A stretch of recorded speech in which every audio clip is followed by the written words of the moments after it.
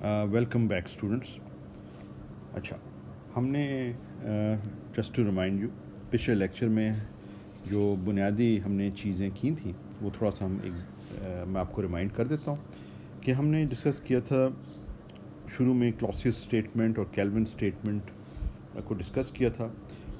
और Clausius statement जो है वो एक तरह से हमें ये बताती है, जिस तरह के कल के केल्विन स्टेटमेंट और ये क्लॉसियस स्टेटमेंट जो है, इन दोनों में इम्पॉर्टेंट चीज़ जो है वो सोल रिज़ल्ट को भी मद्देनज़र रखना है।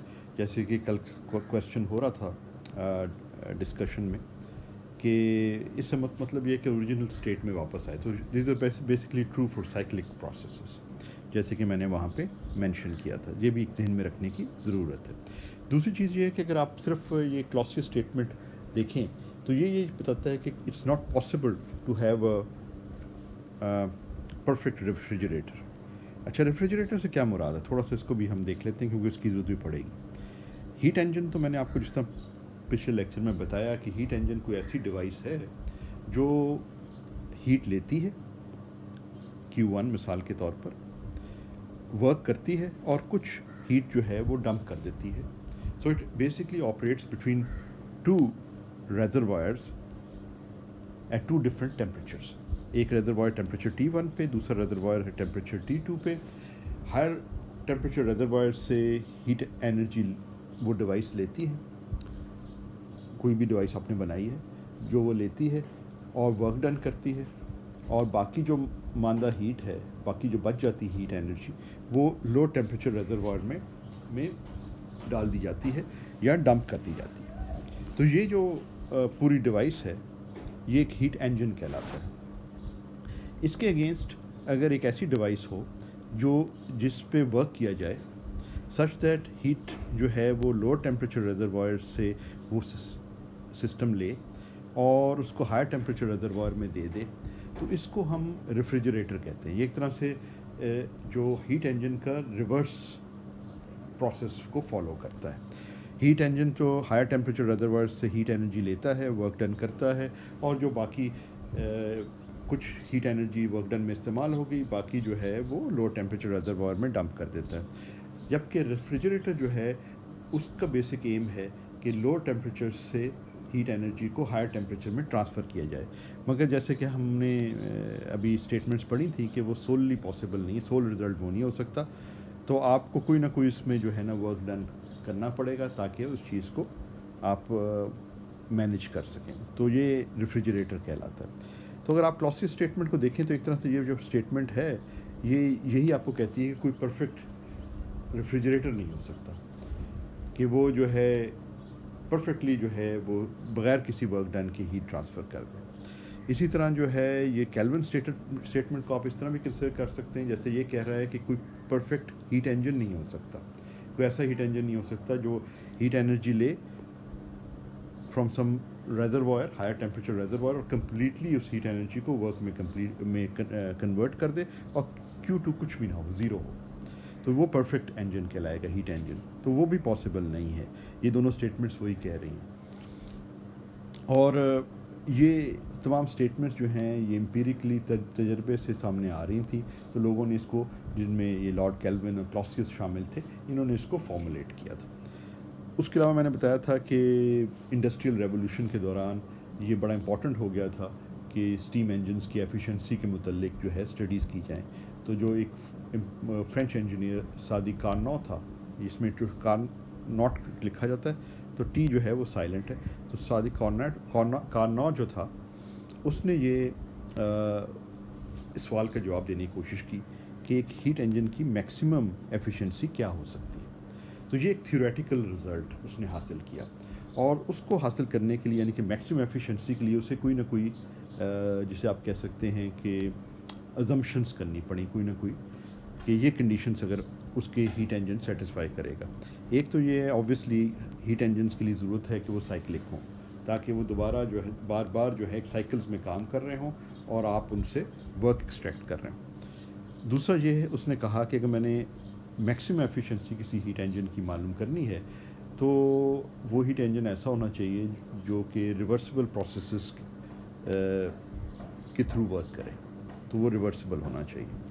और उसने जो जो सब्सटेंस इस्तेमाल किया, जिसको मटेरियल जो इस्तेमाल किया, जिस पे ये काम होगा, जिसके ज़रिए से ये काम होगा, वो जो है वो एक आइडियल गैस को उसने तस्वर किया। जिस तरह हम कन्फिगरेशंस कई दफ़ा कंसिडर कर चुके हैं कि एक आइडियल गैस है और पिस्टन एक सिलेंडर में है, उसके ऊपर एक पिस्टन है, तो उसी किस्म की कॉन्फ़िगरेशन। अब क्योंकि उसने ये कंसिडर करना था कि दो टेम्परेचर रिजर्वायर्स हैं, एक T1 टेम्परेचर रिजर्वायर समझ लें, और एक रिजर्वायर है, ये हॉटर रिजर्वायर है, ये कोल्डर रिजर्वायर है। एक टेम्परेचर T1 पे है, दूसरा टेम्परेचर T2 पे है। तो उसने कहा कि जी जब, और जो हाई टेम्परेचर रिजर्वायर है उससे जो हीट एनर्जी इनटेक है वो Q1 होगी, और जो एनर्जी डंप हो रही है, heat energy lower temperature reservoir में T2 जिसका टेम्परेचर है, वो एनर्जी को उसने Q2 कहा। क्योंकि अब इसने हीट इंजन के लिए ज़रूरी है कि आप ये दो आपके पास टेम्परेचर रिजर्वायर्स हों। जैसे कि मैंने आपको बताया था कि ये जो है रेलगाड़ी के अंदर, स्टीम इंजन के अंदर, आप इसको फर्नेस को T1 टेम्परेचर पे वाला रिजर्वायर समझ सकते हैं, और एटमॉस्फेयर को T2 वाला कोल्डर रिजर्वायर समझ सकते हैं। तो हर केस में आपके पास हीट इंजन जो है वो किसी दो टेम्परेचर रिजर्वायर्स के दरमियान काम कर रहा होगा। अब क्योंकि वो एक कांस्टेंट टेम्परेचर रिजर्वायर हैं, तो इसलिए उसने एक आइसोथर्मल प्रोसेस के दो सेगमेंट्स रखे हैं। एक सेगमेंट वो है, अब ये समझ लें कि ये इस वक्त वो उस रिजर्वायर से कनेक्टेड है जो कि टेम्परेचर T1 पे है, तो इस केस में हीट इनटेक होगी Q1, और ये कोल्डर रिजर्वायर है, इसमें हीट आउट होगी Q2। बिल्कुल उसी तरह अगर आप देखें ना कि जो आमतौर पे हीट इंजन्स के मतलब तस्वर है, उसको उसने इम्प्लीमेंट करने के लिए ये दो आइसोथर्मल जो सेगमेंट्स कंसिडर किए, ये टुकड़े आइसोथर्मल प्रोसेसेस के उसने कंसिडर किए। उसने कहा कि दूसरा, उसने कहा कि इसके अलावा कोई हीट आउट भी नहीं होगी, कोई हीट इन भी नहीं होगी। तो दूसरे जो सेगमेंट्स हैं उसने उनको कंसिडर कर लिया एडियाबैटिक, क्योंकि एडियाबैटिक प्रोसेसेस वो हैं जहाँ कोई हीट एक्सचेंज नहीं होती सिस्टम और एनवायरनमेंट की। तो इस बुनियाद के ऊपर उसने एक साइकिल कंस्ट्रक्ट किया, जिसमें दो सेगमेंट्स जो हैं आइसोथर्मल सेगमेंट्स हैं, और दो जो हैं वो एडियाबैटिक हैं। Isothermal compression and expansions and adiabatic compression expansion. ये आइसोथर्मल एक्सपेंशन है या आइसोथर्मल कंप्रेशन है, इसी तरह ये एडियाबैटिक एक्सपेंशन है, एडियाबैटिक कंप्रेशन। तो ये उसका एक तस्वुराती हीट इंजन है, और इसमें ये जो सारा प्रोसेस हो रहा है उसको आप इस तरीके से भी तस्वर कर सकते हैं कि जैसे कि पिस्टन में और गैस वाली कन्फिगरेशन है, सिलेंडर है, उसमें गैस है, पिस्टन ऊपर नीचे मूव कर सकता है, और ये आपके पास थर्मल रिजर्वायर्स हैं नीचे जिनसे वो कनेक्टेड हैं एंड सो फोर्थ। और इस वाले एडियाबैटिक प्रोसेसेस के अंदर जो है वो बिल्कुल आइसोलेटेड है, थर्मली आइसोलेटेड है। तो ये आपका एक साइकिल्स में जो काम कर रहा है ये हीट इंजन है, और क्योंकि ये कार्नो ने सबसे पहले किया था इसलिए कार्नो हीट इंजन भी इसे कहते हैं, और ये साइकिल जो है कार्नो साइकिल कहलाता है। तो वर्क डन जो होगा वो ऑब्वियसली, क्योंकि फर्स्ट लॉ ऑफ थर्मोडायनेमिक्स के मुताबिक आप मैक्रोस्कोपिक स्टेट से स्टार्ट किए हैं। यहाँ माइक्रोस्कोपिक स्टेट से मुराद ये है कि यहाँ पे वॉल्यूम और प्रेशर की कोई ख़ास वैल्यू है, थर्मोडायनेमिक वैल्यू, डेफिनेट वैल्यूज़ हैं, और फिर घूम कर आप वापस इस सारे प्रोसेस से गुजरने के बाद आप वापस ए पे आ गए। तो क्योंकि आप वापस उसी मैक्रोस्कोपिक स्टेट में आ गए हैं, तो जो चेंज इन इंटरनल एनर्जी है वो ज़ीरो है। तो जितना भी आपके पास वर्क डन होगा वो difference in the heat energy होगा, ठीक है ना, हीट इनटेक हीट आउटपुट का डिफरेंस। तो इसलिए हम इस तरह डिफाइन कर सकते हैं। बाकी फिर हमने ये सारी थ्योरेटिकल कैलकुलेशन की थी, क्योंकि हम पहले से आइसोथर्मल प्रोसेसेस वगैरह को स्टडी कर चुके थे, और एडियाबैटिक प्रोसेसेस को उसको इस्तेमाल करके, और इस केस में अगर हम बुक की नोटेशन इस्तेमाल करें तो Q1 को हम QH कह रहे हैं, Q2 को हम QL कह रहे हैं, हायर टेम्परेचर रिजर्वायर का से और लोअर टेम्परेचर रिजर्वायर में हीट ट्रांसफर्स, ठीक है ना। और एफिशिएंसी क्योंकि उसने कैलकुलेट करनी थी, तो एफिशिएंसी डिफाइन ही की जाती है आउटपुट ओवर इनपुट की टर्म्स में। और तो वो जो है आउटपुट जो है वर्क है, इनपुट जो है वो heat energy taken in from the higher temperature reservoir. तो ये इस तरीके से आप जो है ना एफिशिएंसी को डिफाइन कर सकते हैं। तो इस सारे कैलकुलेशन के बाद कार्नो जो है वो इस नतीजे पे पहुंचा कि हीट एनर्जी जो कार्नो इंजन की एफिशिएंसी है वो सिर्फ और सिर्फ टेम्परेचर्स ऑफ द रेजर्वायर पे डिपेंड करती है। सो और उसने कहा कि ये जो है ये क्योंकि मैंने वो आइडियल कंडीशंस कंस्ट्रक्ट की हैं इस प्रोसेस के अंदर, इस इंजन के साइकिल के तौर पर, तो ये मैक्सिमम पॉसिबल एफिशिएंसी, इससे ज़्यादा बढ़कर एफिशिएंसी हो नहीं सकती किसी भी हीट इंजन की। तो उसने जो है ना ये तसव्वुर जो है वो हमारे सामने लेकर आया। तो कार्नो जो है कि एफिशिएंसी जो है वो, अब इसमें कोई गैस के पैरामीटर्स वगैरह नहीं आ रहे, आइडियल गैस वगैरह की, सिर्फ जो चीज़ आ रही है आप नोट करें तो सिर्फ और सिर्फ टेम्परेचर्स आ रहे हैं, और वो भी उन दो रेजर्वायर के। तो कार्नो का कहना ये है कि जो मैक्सिमम एफिशिएंसी मिल सकती है किसी भी हीट इंजन को जो कि इन दो टेम्परेचर्स के दरमियान, कोई टी एच है, कोई टेम्परेचर टी एल है, इन दो के दरमियान जो वर्क कर रहा होगा उसकी मैक्सिमम जो एफिशिएंसी हो सकती है, मुमकिन एफिशिएंसी जो है वो यही हो सकती है, इससे बढ़कर एफिशिएंसी नहीं हो सकती। तो कार्नो ने एक तरह से हमें अपर बाउंड दे दी कि ये मैक्सिमम है, इससे ऊपर नहीं जा सकती। तो आज के दिन भी अगर कोई हीट इंजन कंस्ट्रक्ट करे तो वो कार्नो की एफिशिएंसी को बीट नहीं कर सकता।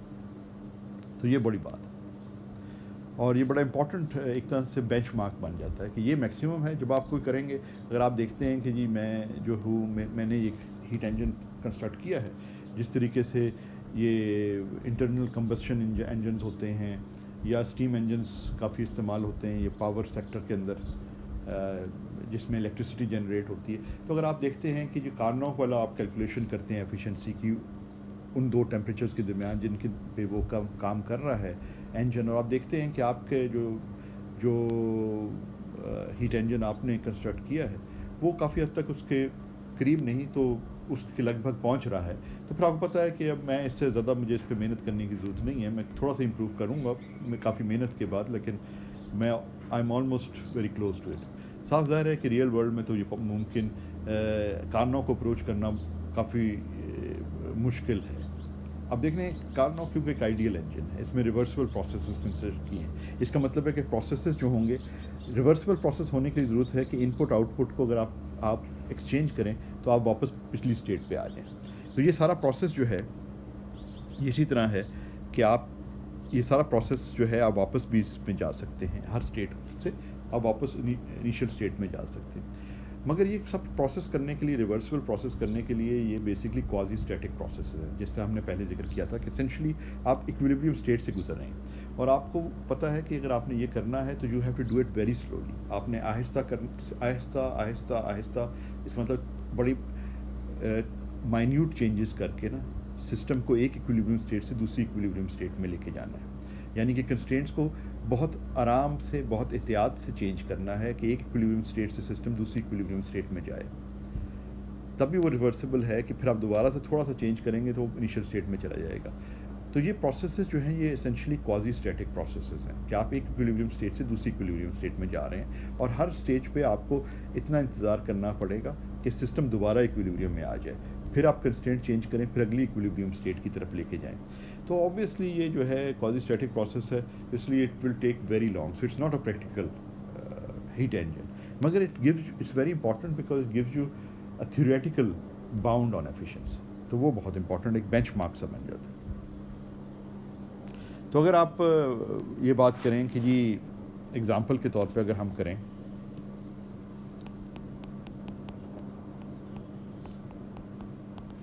एग्ज़ाम्पल के तौर पे कि कोई स्टीम टरबाइन है, जैसे कि इलेक्ट्रिसिटी जनरेशन के लिए आपके जो ये इलेक्ट्रिकल स्टेशंस होते हैं जो में अगर आप पावर प्लांट्स जो होते हैं उनमें अगर आपके पास एक स्टीम टरबाइन है जो ऑपरेट कर रही है between temperatures, for example steam turbine है,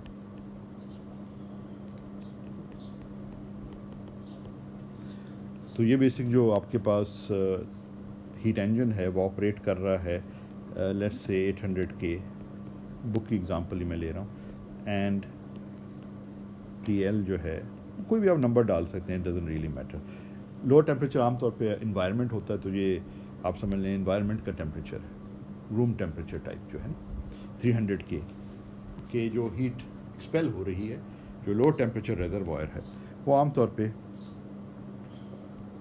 ये जो लोअर टेम्परेचर रेजरवॉयर है ये आमतौर पे इन्वायरमेंट होती है। जैसे कि मैंने आपको रेलगाड़ी की जो वो स्टीम इंजन है उसके बारे में भी ये बताया था कि इन्वायरमेंट वो करता है। हायर टेम्परेचर उस केस के अंदर आपके पास वो फर्नेस थी जहाँ कोयला मिसाल के तौर पे बर्न हो रहा है। पुराने ज़माने में वो होते थे ना, अभी भी कुछ चंद एक इधर आपको नज़र आ जाते हैं ये पुराने इंजन्स, मगर अब आहिस्ता आहिस्ता वो ख़त्म हो गए। मगर समझने के लिए तारीख़ का इम्पॉर्टेंट हिस्सा है, और ख़ास तौर से इम्पॉर्टेंट इसलिए है कि कारनौ के ज़माने में वही थे। अच्छा जी, और गुड्स को ट्रांसपोर्ट करने के लिए एक जगह से दूसरी जगह उन्हीं को इस्तेमाल किया जाता था। अच्छा, अब जो है ये दो आपके पास टेम्परेचर्स आ गए। आपको जो कारनौ की एफिशिएंसी के लिए सिर्फ यही दो पैरामीटर्स चाहिए, temperature of the higher temperature reservoir और temperature of the lower temperature reservoir. तो इसकी मदद से आप जो हैं वो डिटरमिन कर सकते हैं कि कारनौ एफिशिएंसी जो है, जो किसी इन टेम्परेचर के दरमियान जो हीट इंजन वर्क कर रहा है, TH माइनस TL कर दिया ना तो वो 500 हो जाएगा, यानी कि TH minus TL 500 K divided by higher temperature reservoir के टेम्परेचर से जो कि 800 केल्विन है। तो ये आपके पास एफिशिएंसी जो है वो तकरीबन 0.625 आ गई, और परसेंटेज में इसको लिखा जाता है आमतौर पे। परसेंटेज में अगर आप कन्वर्ट करें तो 62.5%। That is for a car. इसका मतलब है अगर आप कोई हीट इंजन बनाएंगे, ये उम्मीद ना रखें कि इससे कोई, ये मुमकिन नहीं होगा कि इससे ज़्यादा आपको एफिशिएंसी इन दो टेम्परेचर पे काम अगर कर रहा है आपका हीट इंजन, तो इससे ज़्यादा एफिशिएंसी आपको मिल सके, ये मुमकिन नहीं, क्योंकि ये थ्योरेटिकल अपर बाउंड है। और ये भी उस सूरत में मुमकिन है कि अगर वो सारी आइडियल कंडीशन सेटिस्फाई करे जो कि कारनौ इंजन करता है, जिसमें रिवर्सिबल होना बहुत इम्पॉर्टेंट है। रियल वर्ल्ड जो है इंजन्स हैं वो रिवर्सिबल नहीं होते, तो इसलिए जो है वो उनकी एफिशिएंसी लाजमन इससे कम ही होगी। तो अगर आप आमतौर पे जो हीट इंजन्स वगैरह होते हैं उनकी एफिशिएंसी जो है वो 30 to 40%, 42% इस तरीके से चली जाएगी इन टेम्परेचर्स के दरमियान, जबकि जो है ये कारनौ की जो एफिशिएंसी 62 या 60% समझ लें आप। तो ये जो है ये आपको कम से कम ये बता सकते थ्योरेटिकल मैक्सिमम आपको क्या मिल रही है। अगर आपको ये बाउंड ना पता होती है और आप मिसाल के तौर पे 60% पे हैं, ऐसी मिसाल दे रहा हूँ, तो आप कहते हो अभी मैं तो 80 पे भी जा सकता हूँ, 90 पे भी जा सकता हूँ, ये भी कर सकता हूँ, आपको पता ही ना होता कि अपर बाउंड भी एक है। तो ये बड़ी इंपॉर्टेंट उस लिहाज से ये बाउंड हो जाते हैं। और देखें कमाल जो है इसके, अब हम ये साबित करेंगे कि ये कैसे वो कह रहा है कि ये जो है ये मैक्सिमम एफिशिएंसी है कारनौ। तो उस स्टेटमेंट को हम कहेंगे, देखना की कोशिश करेंगे कि कारनौ का ये जो क्लेम है कि उसका सबसे एफिशिएंट हीट इंजन है, तो ये क्लेम जो है ये कैसे साबित किया जाएगा। तो कारनौ ने इसको कैसे साबित किया, तो कारनौ का बेसिक थ्योरम जो है उस पर हम आते हैं।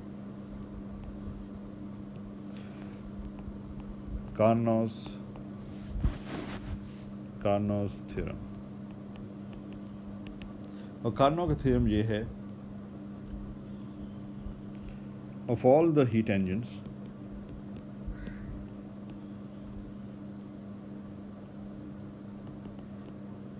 Working between two given temperatures, जो कि TH और TL है, वर्किंग बिटवीन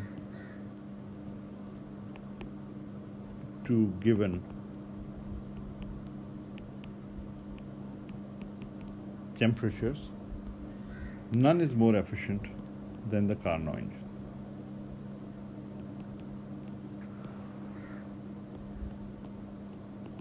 और साथ साथ कार्नोट ने ये भी साबित किया कि तमाम रिवर्सिबल इंजन जो हैं, ज़रूरी नहीं है कि ये कार्नोट साइकिल पे ही काम कर रहे हों, बल्कि कोई और साइकिल भी आप ले लें, तो तमाम रिवर्सिबल इंजन जो हैं वो उनकी एफिशिएंसी कार्नोट इंजन के बराबर ही है। एक तो हो गया ना कि मैक्सिमम एफिशिएंसी है, दूसरा ये कि तमाम रिवर्सिबल, तो काफ़ी यूनिवर्सल रिजल्ट्स हैं ये। None is more efficient than a Carnot engine.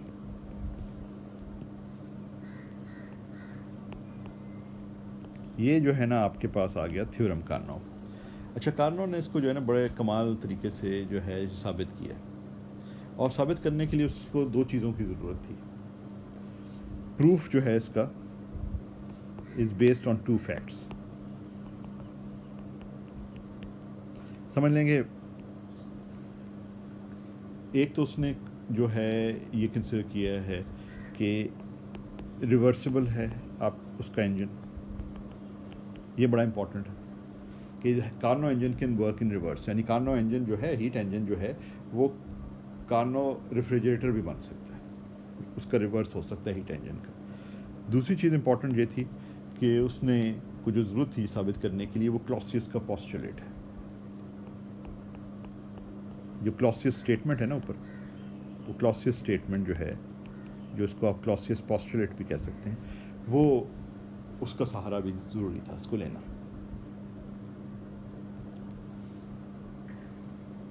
तो सेकंड लॉ की जो क्लॉसियस स्टेटमेंट है ना, वो उसको इस्तेमाल उसने किया। अच्छा, किया क्या उसने, इमेजिन क्या किया उसने, ये सिचुएशन सिनारियो इमेजिन किया इसको साबित करने के लिए कि एक इंजन है जिसको उसने ई का नाम दिया। एक इंजन है जो कार्नो है, और एक और इंजन है जिसको उसने ई का नाम दे दिया, ठीक है। अब वो कहता है कि जी अगर हम ये क्लेम करें तो ये बाय कॉन्ट्रडिक्शन जो है सब साबित करने लगा है। ये प्रूफ जो इसका है, प्रूफ इज़ बाय कॉन्ट्रडिक्शन। तब हम इसका प्रूफ जो है दिस इज़ बाय कॉन्ट्रडिक्शन। तो हम ये कंसिडर कर रहे हैं कि एक हीट इंजन है ई, जो कि जिसकी एफिशिएंसी, ये क्लेम ये है कि इसकी एफिशिएंसी जो है वो कार्नो की एफिशिएंसी से ज़्यादा है। और हम साबित करेंगे कि अगर ये हम अजम्पशन करें तो फिर हम जो क्लॉसियस स्टेटमेंट है उसको कॉन्ट्रडिक्ट कर देते हैं, उसकी वायलेशन आ जाती है। तो इसलिए फिर हम जो है, हमें ये मानना पड़ेगा, ये प्रूफ का नतीजा ये निकलेगा, हमें ये मानना पड़ेगा कि कार्नो इंजन ही सबसे एफिशिएंट इंजन है, कोई और इंजन नहीं हो सकता जिस तरह हम उसको ई को इधर कंसिडर कर रहे हैं। तो लेट्स स्टार्ट कि हम ये कह रहे हैं कि इंजन ई है,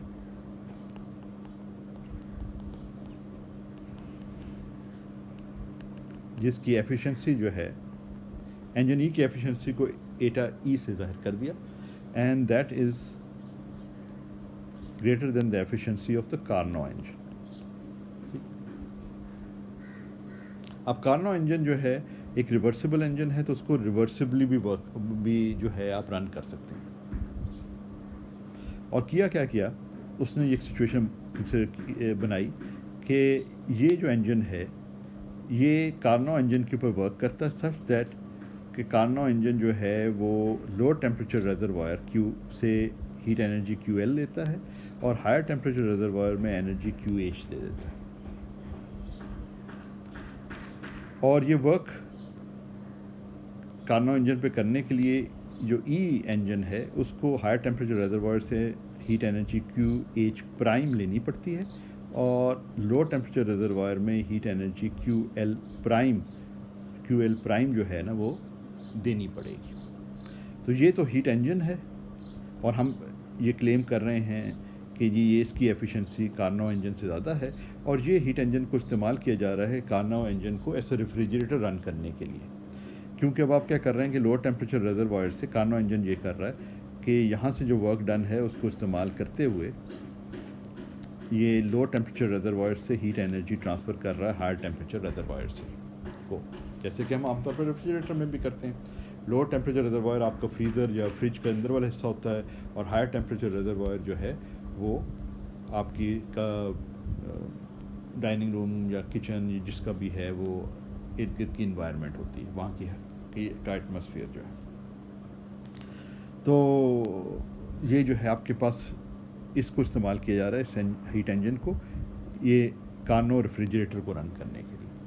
अच्छा, तो हमारे पास जो इक्वेशंस आ गई, ये इस इक्वेशन को लेके अगर हम आगे चलें यानी इस इक्वेशन तो नहीं, इस इनइक्वालिटी को लेके हम आगे चलें तो हमारे पास ये सिचुएशन बन जाती है। W एफिशिएंसी का बेसिक फार्मूला या रिज़ल्ट हम इस्तेमाल करें इज़ ग्रेटर दैन W/QH,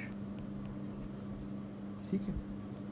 और ये फिर इम्प्लाई करता है W कैंसिल आप कर सकते हैं, तो ये अप्लाई करता है कि QH is greater than QH prime.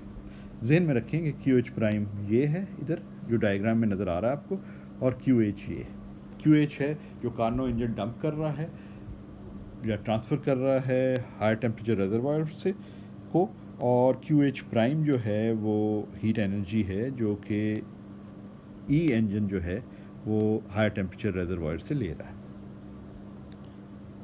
अच्छा, फर्स्ट लॉ ऑफ, क्योंकि ये एक साइकिल में काम कर रहे हैं, in a cycle, in each cycle आपके पास इन ईच साइकिल du जो है ना आपके पास ज़ीरो होगा। तो जैसे साइक्लिक प्रोसेस में हमने पहले भी डिस्कस किया हुआ है कि उस केस के अंदर फर्स्ट लॉ ऑफ थर्मोडायनामिक्स से आपके पास ये रिलेशन आप लिख सकते हैं, और इसको आप QH माइनस QL भी लिख सकते हैं, ठीक है ना।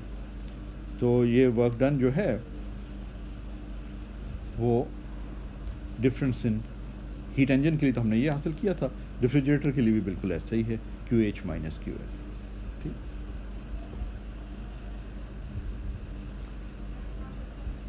अब इस इक्वालिटी को हम अगर सोचें तो ये जो है इक्वालिटी ये बन जाती है, इक्वेशन ये बन जाती है कि QH माइनस QH प्राइम। अब हम ये देखना चाह रहे हैं कि कितना हीट जो है वो हायर टेम्परेचर रिजर्वायर में ट्रांसफ़र हो रही है और कितनी हीट एनर्जी जो है वो लो टेम्परेचर रिजर्वायर से जा रही है। एक सेकंड ज़रा होल्ड करें, मैं ज़रा खिड़की बंद कर शो हो।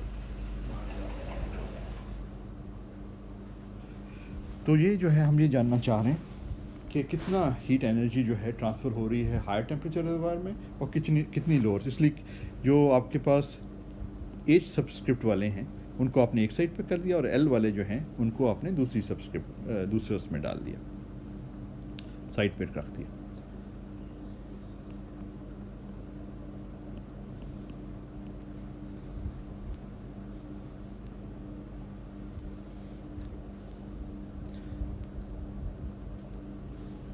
ठीक है जी।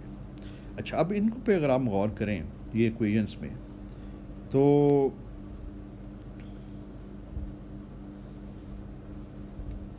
इस इक्वेशन पे अगर हम गौर करें, ये वाली जो इक्वेशन है, इससे ये जाहिर होता है कि QH जो है वो QH प्राइम से बड़ा है।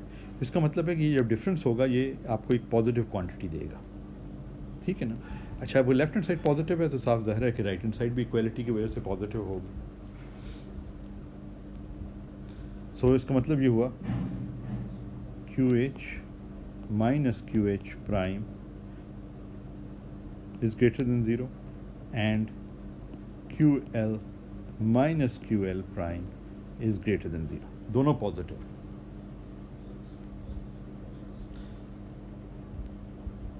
तो ये जो है ये बता रहा है आपको कि कितना हीट एनर्जी जो है आप हायर टेम्परेचर रिजर्वायर में डंप कर रहे हैं, क्योंकि ये QH है, QH is greater then QH prime. इसका मतलब है कुछ heat energy, net heat energy इधर ट्रांसफ़र हो रही है, ठीक है।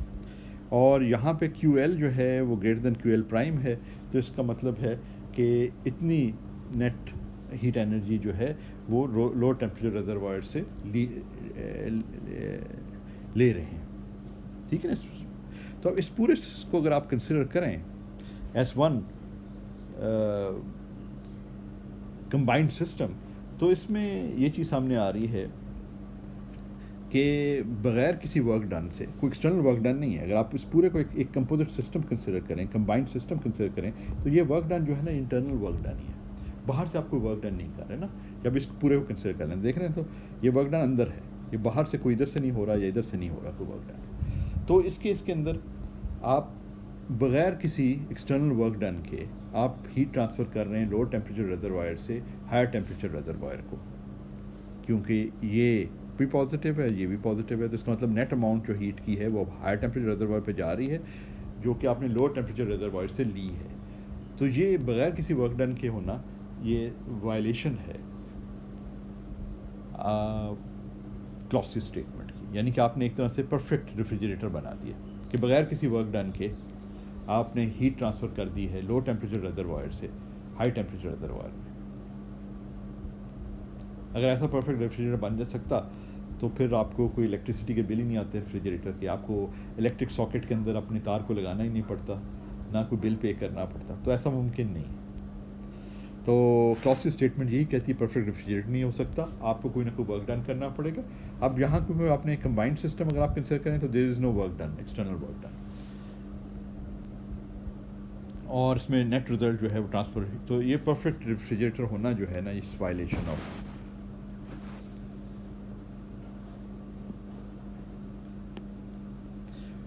The combined system. Combined system में आपके पास ई भी है और प्लस कार्नो दोनों शामिल हैं। कंबाइंड सिस्टम ये है is a perfect refrigerator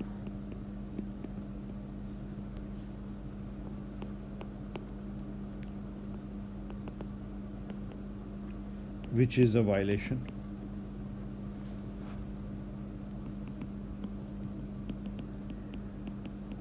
of Clausius statement of second law। ठीक है, तो ये तो हो नहीं सकता, इसका मतलब ये कि उसकी वायलेशन नहीं हम हो सकती, तो इसका मतलब ऐसा कोई इंजन हो ही नहीं सकता जो कि इंजन ई हो जिसकी एफिशिएंसी जो है वो कार्नोट से ज़्यादा। तो एक तरह से कॉन्ट्रडिक्शन से हमने ये साबित कर दिया कि अगर हम ये अजम्पशन करें कि कोई इंजन है हीट इंजन जिसकी कार्नोट इंजन से ज़्यादा एफिशिएंसी है, तो वो नतीजा जिसका ये निकलेगा कि वो वायलेट करेगा क्लॉसी स्टेटमेंट, यानी दूसरे लफ्ज़ों में सेकंड लॉ को कि इंपॉर्टेंट स्टेटमेंट को वायलेट करेगा। अच्छा, इसके अलावा फिर ये है कि कार्नोट ने ये भी साबित किया कि तमाम रिवर्सिबल इंजन जो हैं उनकी सेम एफिशिएंसी है। All reversible engines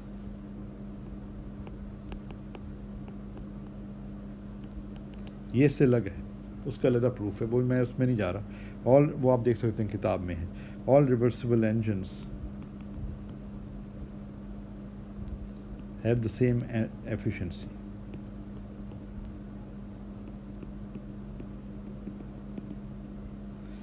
which is equal to that of the Carnot engine। जो कार्नो इंजन की एफिशिएंसी है ना, ई कार्नो जिसे हम कहते हैं, जो हमने इधर लिखा भी था, ये इसके बराबर तमाम रिवर्सिबल इंजन्स की ना एफिशिएंसी कार्नो इंजन के बराबर है, और वो सिर्फ और सिर्फ temperature of the two reservoirs पे डिपेंड करती है। तो इसका मतलब ये हुआ कि तमाम रिवर्सिबल इंजन जो हैं वो एसेंशली नहीं एग्जैक्टली उसकी सेम जो है एफिशिएंसी है and equal to Carnot's engines efficiency. तो ये कुछ ऐसे इंपॉर्टेंट रिजल्ट्स थे जो कि थर्मोडायनेमिक्स की तारीख में बड़ी इंपॉर्टेंस के हामिल थे, और उन्होंने एक्सक्यूज़ मी ये जो है ना सेकंड लॉ तक पहुंचने में हमारी बड़ी मदद की। अच्छा, अब हम उस मकाम पे पहुंच गए हैं जहां हम बड़े करीब हैं सेकंड लॉ की उस फॉर्मूलेशन को तक जो कि बहुत और सबसे important formulation, and it's one of the most important and deep results in physics. अच्छा, उसको समझने के लिए अगर हम ये समझें कि फॉर द कार्नोट साइकिल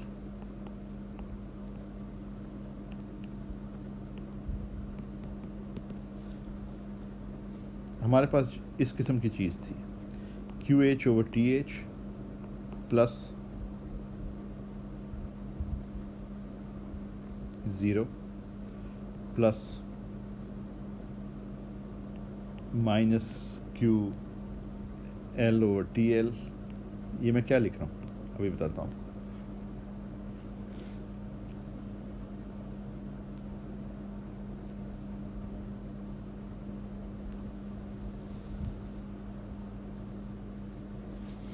अच्छा, अब कार्नोट साइकिल अगर आप देखें ना, जो कि हमने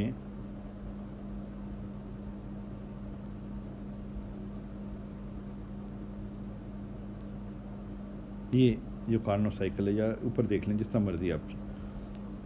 अब कार्नोट साइकिल में ना हीट जो ट्रांसफ़र हो रही है ना, वो सिर्फ इन आइसोथर्म्स पे जवाब होते हैं, इसको समझ लें और इसको देख लें। ये आइसोथर्म्स जब जो सेगमेंट्स हैं ना साइकिल की, जो आइसोथर्म्स हैं, उन्हीं में जो है ना हीट ट्रांसफ़र होती है। ठीक, तो ये कार्नो ने ये डिवाइस जो अपना साइकिल किया है, उसमें हीट ट्रांसफ़र सिर्फ इन्हीं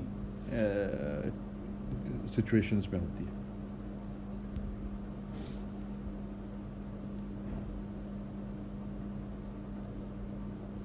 और हमारे पास जो है ये रिज़ल्ट हमारे पास आया था, तो इसका मतलब ये रिज़ल्ट हमें ये शो कर रहा है, अगर मैं इसको इधर लिखूं,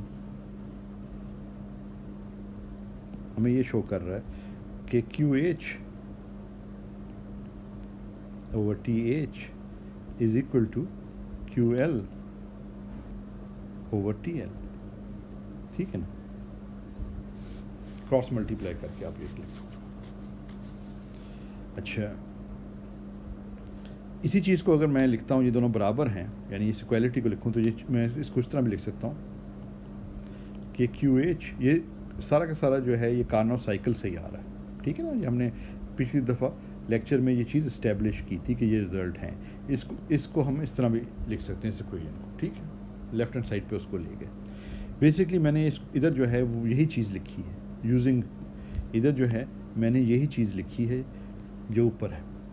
सिर्फ फ़र्क ये किया है कि मैंने 2 ज़ीरोज़ भी इधर डाल दिए ज़बरदस्ती के। ज़ीरो ऐड करना में तो हर्ज नहीं है, ज़ीरो सिर्फ ये शो करने के लिए कि ये जो कार्नोट साइकिल है ना, इसमें इस प्रोसेस और इस प्रोसेस जो कि एडियाबैटिक है, इसमें कोई हीट ट्रांसफ़र नहीं है। यानी कि इस वाले हिस्से में और इस वाले हिस्से में कोई हीट ट्रांसफ़र नहीं है, क्योंकि ये एडियाबैटिक प्रोसेस है। वो बाय डेफिनेशन वो प्रोसेस है जहाँ कोई हीट ट्रांसफ़र नहीं होती। तो इसलिए अगर हीट ट्रांसफ़र नहीं होती, तो अगर मैं इस हिस्से के अंदर Q ओवर कुछ लिखना चाहूँगा तो Q ज़ीरो ही होगा, इसलिए इसको 0 0 लिख दिया। अच्छा, अब इससे क्या चीज़ साबित होती है? इससे ये साबित होता है कि अगर आप ये इधर तो 4 सेगमेंट्स थे, अगर इससे ज़्यादा सेगमेंट्स भी हों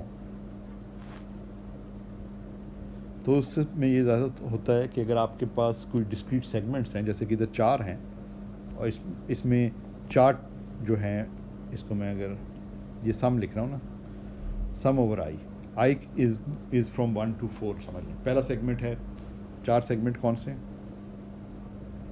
वो यही 4 सेगमेंट्स हैं। First segment, second segment, third segment and fourth segment.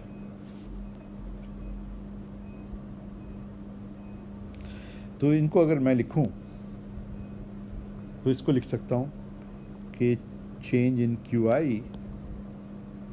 यानी ट्रांसफ़र ऑफ जो हीट एनर्जी या टेक इन है at the temperature of the segment, जो भी है TI,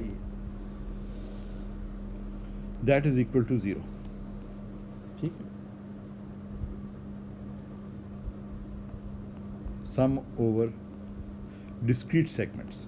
इसमें आपके पास 4 सेगमेंट्स हैं जो कार्नोट साइकिल में, इन क्लोज लूप, और एक क्लोज लूप बन रहा है, साइक्लिक प्रोसेसेस चल रहे हैं। और अगर कंटिन्यूस लूप हो तो हम इसको इंटीग्रल से रिप्लेस कर सकते हैं, यानी कि डेल्टा Q काफ़ी स्मॉल, थोड़ा हीट ट्रांसफ़र है, इनटेक या आउटटेक जो भी है एट एनी टेम्परेचर। तो एक कंटिन्यूस जो साइकिल है उसको छोटे छोटे डिस्क्रीट सेगमेंट्स में आप डिवाइड कर सकते हैं, और इसी चीज़ को आप dQ ओवर T लिख सकते हैं। हर छोटे सेगमेंट के अंदर जो टेम्परेचर था उस टेम्परेचर पे हीट ट्रांसफ़र, और ये क्योंकि रिवर्सिबल प्रोसेस है तो साथ RV भी लगा दिया जाता है नीचे, and this is equal to 0।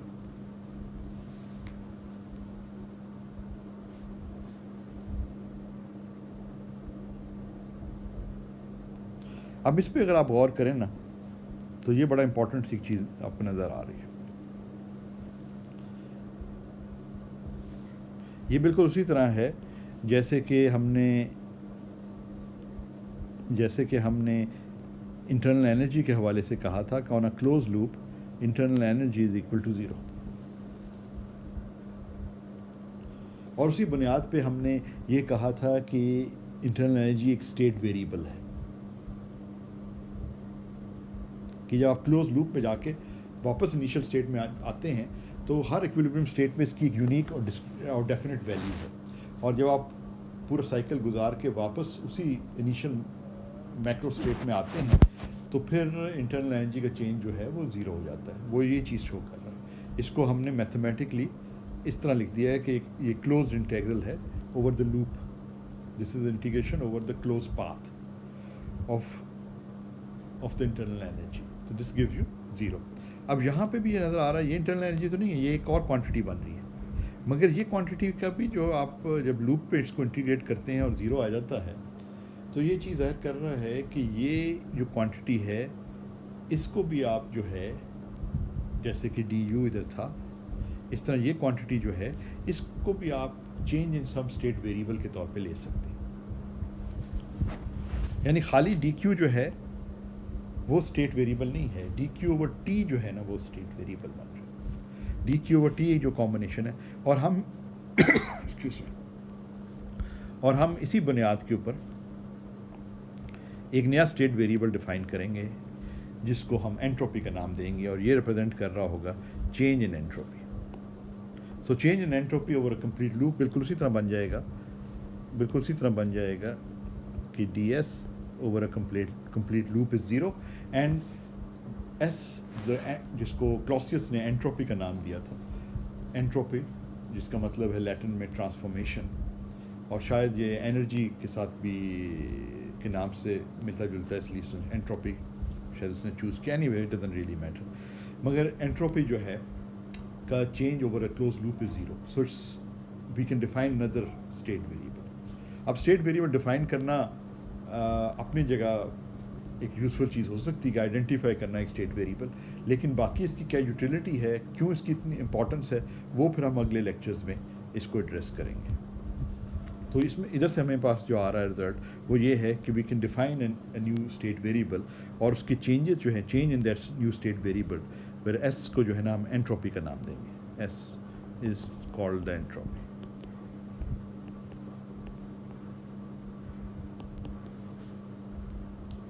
तो ये एक नया स्टेट वेरिएबल आपके सामने अब आ रहा है।